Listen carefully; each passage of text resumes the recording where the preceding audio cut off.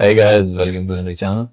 Today in this video, I'm going to show you how you can fix the following issue on your PC or laptop, which is fixing the stage 3 100%. You can really. So guys, first of all, you just have to turn off your PC and then you have to check for any newly connected hardware. It could be your hard disks or any other storage devices. Just disconnect it first and then start your PC again.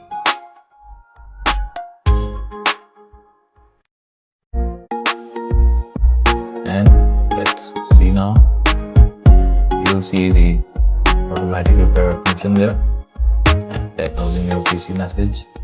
You have to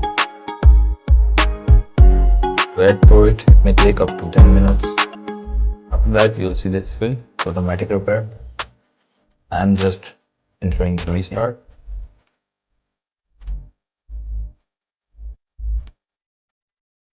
And now our PC will restart. So let's see if the issue is still there.